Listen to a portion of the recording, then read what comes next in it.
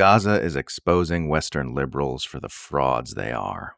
The entire Western liberal worldview is currently balanced on the ability to psychologically compartmentalize away from the mass atrocities in Gaza and what Western governments are doing to perpetuate them. Everything that mainstream liberals claim to oppose is on full display in Israel's actions in Gaza. Racism, fascism, tyranny, injustice, genocide.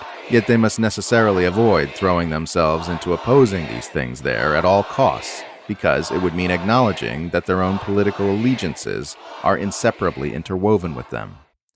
It would mean turning against Biden during an election year. It would mean admitting that their entire political posture against Trump all these years has been a phony performance, because they are tacitly endorsing all the things they claimed to hate about him. It would mean admitting their entire worldview is a lie, and that all their critics to their left have been correct. The Western liberal is therefore, in the year 2024, engaged in an exhausting regimen of nonstop mental gymnastics to avoid having an authentic relationship with the reality of what's happening in Gaza. They squirm this way and that, twisting their gaze toward empty nonsense like Barbie movie Oscar snubs and Trump's latest instance of verbal diarrhea, to avoid looking at what's happening. At those odd occasions where they are forced to confront the reality of Gaza, they start spouting gibberish about how complicated and heartbreaking it is, and how they hope there can be peace as soon as possible, while frenetically avoiding saying precisely how that peace should be brought about.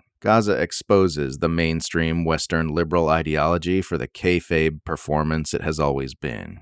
The job of the so-called liberal moderate has never been to oppose racism, fascism, tyranny, injustice, or genocide. Their job is to perpetually give the thumbs up to one head of the two-headed monster that is the murderous Western Empire.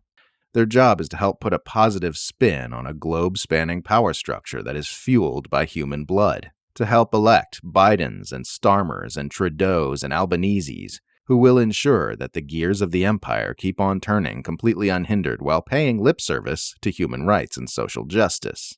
The one faint glimmer of brightness in this profoundly dark chapter in human history is that it might start opening some eyes to the fraudulence of the mainstream fake left political faction that has been marketed to the Western public as an alternative to far-right depravity. That Westerners might start awakening to the reality that everything they've been trained to believe about politics, their government, and their world is a lie. Such an awakening would be the first step toward a mass-scale movement into health.